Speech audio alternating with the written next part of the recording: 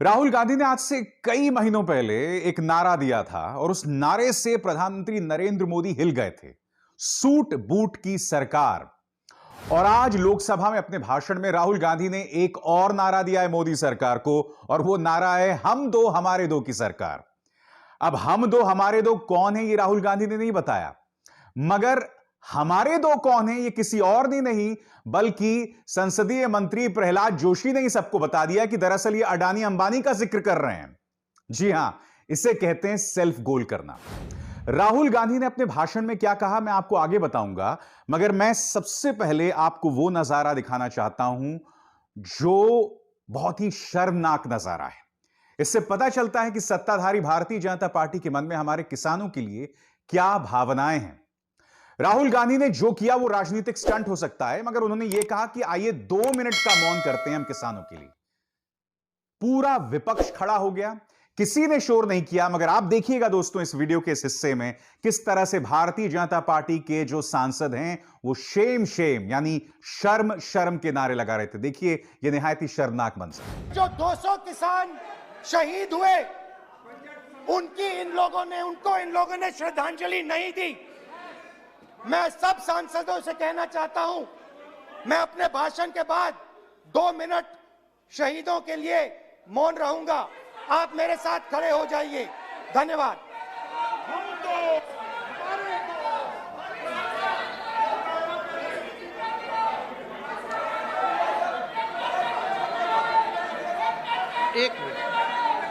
एक मिनट आप बैठो। एक मिनट मान्य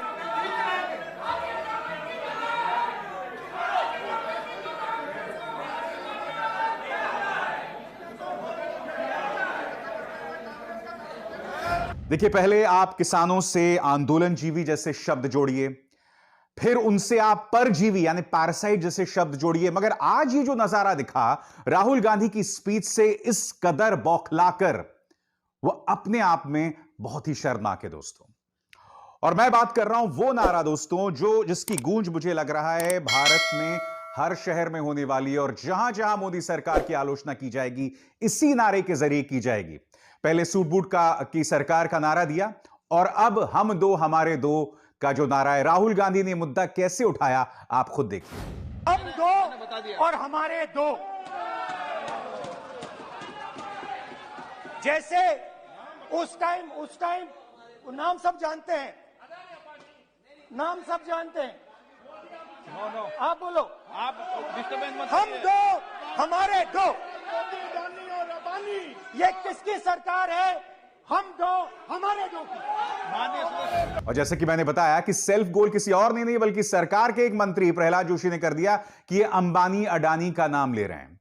दरअसल कांग्रेस क्या करने वाली मैं आपको बता दूं इसके जरिए। कांग्रेस ये बतलाने का प्रयास कर रही कि देखिए हम तो किसान के मुद्दे उठा रहे थे, मगर जैसा कि आपने इस बहस में देखा पूरी भारतीय जनता पार्टी खड़ी हो गई अंबानी अडानी और अंबानी को डिफेंड करने के लिए, उनको बचाने के लिए। और दिलचस्प बात यह है कि इस मुद्दे को जायज ठहराना भारतीय जनता पार्टी के लिए बहुत मुश्किल होने जा रहा है।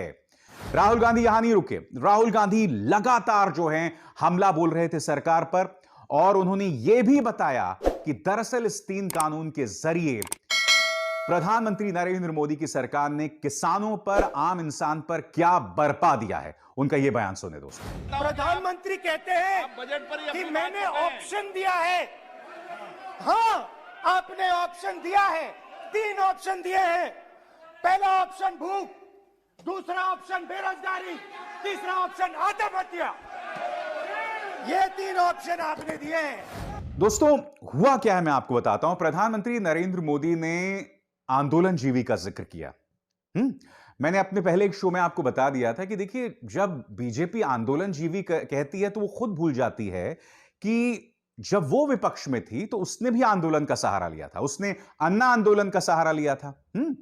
और वो अन्ना आंदोलन जिसके पीछे आरएसएस खड़ी थी, विवेकानंद फाउंडेशन जिसके मुखिया अजीत डोभाल साहब है वो खड़े थे, तब प्रधानमंत्री उसको भूल गए। और मैं आपको ढेरों बयान ऐसे दिखा सकता हूं जिसमें प्रधानमंत्री कहीं ना कहीं आंदोलन को जायज ठहराए थे। मगर आज जब सरकार, उनकी सरकार के सामने कोई खड़ा हो जाता है आंदोलन करने, तो तकलीफ हो जाती है बीजेपी को। यह बात जो है लोगों को हजम नहीं हो रही है। और मैं आपको एक और चीज बताता हूं। प्रधानमंत्री ने कहा कि इन आंदोलन जीवियों में कई परजीवी हैं। परजीवी का अगर आप अंग्रेजी में तर्जुमा करें तो वो होता है पैरासाइट, जो किसी और के खून पर जिंदा रहता है। इस मुद्दे पर करारा प्रहार किया था एक जमाने में उनकी साथी हरसिमरत कौर ने। जी हां, किस तरह से उन्होंने मुद्दा निहायत ही भावात्मक तरीके से उठाया, आप खुद देखिए। किस तरह से उन्होंने कहा कि अब आप किसान को परजीवी कहेंगे। सुनिए हरसिमरत कौर की आवाज। प्रधानमंत्री जी ने बोला कि ये आंदोलन जीवी, लेकिन सर उसके बाद एक और शब्द बोला था जो मेरे को मतलब नहीं पता था, मैंने खोल के देखा। वो कहते हैं परिजीवी। परिजीवी मतलब पैरासाइट।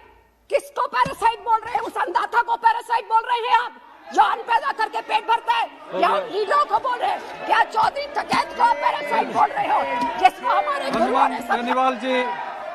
और दोस्तों, इस वक्त हो भी क्या रहा है कि जो तमाम किसान इस वक्त अपने गांव वापस जा रहे हैं, किसान नेता जो गांव में जाके भाषण दे रहे हैं, वो जनता को यही बतलाने का प्रयास कर रहे हैं कि प्रधानमंत्री नरेंद्र मोदी ने इस भाषण में न सिर्फ आंदोलन जीवी कहा बल्कि किसान को परजीवी भी कहा। प्रधानमंत्री के क्या मायने थे वो अलग बात है, मगर दिक्कत यह है कि पहली बात तो 100 से ऊपर किसान मर जाते हैं, उसके लिए एक भी शोक संदेश नहीं प्रधानमंत्री की तरफ से। जब 2 मिनट के मौन का ऐलान राहुल गांधी करते हैं, राहुल गांधी से आपकी जो भी दिक्कत हो, मगर जब किसान के लिए 2 मिनट के मौन की बात हो रही है तो शेम शेम के नारे जो है बीजेपी लगाती है, आप परजीवी भी कहते हैं। तो इन तमाम चीजों से आप ध्यान नहीं भटका सकते हैं। इन तमाम चीजों से आप जो भी करें आप उसे जायज नहीं ठहरा सकते हैं। फिर आप मुझसे यह कहेंगे कि जब इतना कुछ हो रहा है तब भी भारतीय जनता पार्टी इतने विश्वास में क्यों है? क्योंकि देखिए, प्रधानमंत्री ने चाहे जो लोकसभा में कहा हो, राज्यसभा में कहा हो, एक बात तय है कि किसान का आंदोलन बहुत लंबा होने वाला है। वो अब तीनों जो कानून है उसे वापस नहीं लेने वाले हैं। किसानों के पास स्वर्णिम मौका तब था जब उन्होंने कहा था कि हम 1.5 साल के लिए इसे मुलतवी करने को तैयार है। सरकार इसे पीछे लेने को तैयार नहीं है, यह बात तय हो जाती है। मगर असल मुद्दा क्या है, इस पर गौर करने की जरूरत है। असल मुद्दा यह है कि सरकार को कटघरे में नहीं रखा जाएगा। एक जमाने में लाइन ऑफ एक्चुअल कंट्रोल होती थी फिंगर 8 में। अब राजनाथ सिंह, रक्षा मंत्री राजनाथ सिंह ने ऐलान किया है कि भारत जो है अब अपनी सेनाएं फिंगर 3 पर ले जाएगा। यानी कि फिंगर 4 भी नहीं, फिंगर 8 तो बहुत दूर की बात है, फिंगर 3 पर ले जाएगा। और इन दोनों के बीच 8 किलोमीटर का फर्क है। यानी कि भारत को झटका यह लगा है, कम से कम अगर इस तर्क को माने, अगर हम फिंगर 8 को LAC माने तो LAC हमने पीछे खींच दी है। यानी कि अगर इसे सरल भाषा में इसका तर्जुमा किया जाए तो 8 किलोमीटर जो है भारत अब पीछे आ गया है। चीन भी बेशक वहां गया हो, मगर एक जमाना था जब भारत जो है वो फिंगर 8 तक जा सकता था, हमारे सैनिक वहां तक गश्त कर सकते थे। मैं जानना चाहता हूं क्या कोई भी चैनल इस पर सवाल खड़ा कर रहा है? बिल्कुल नहीं।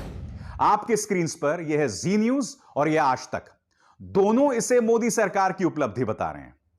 आज तक कह रहा है कि फिंगर 8 के पीछे चीन चला गया और जी न्यूज इसे मोदी की जय जयकार कर रहा है। जबकि इस मुद्दे पर हमें सरकार से सवाल खड़े करने चाहिए। हमें सरकार से यह पूछना चाहिए कि अगर आप यह कह रहे हैं कि हमारी सेना फिंगर 3 पर चली जाएगी तो हमें बतलाने का प्रयास करें कि अप्रैल 2020 से पहले हमारी सेना आखिर फिंगर 8 तक कैसे पहुंच जाती थी। क्या कोई भी न्यूज चैनल यह सवाल कर रहा है? मगर यह न्यूज चैनल सिर्फ जहर बो रहे हैं।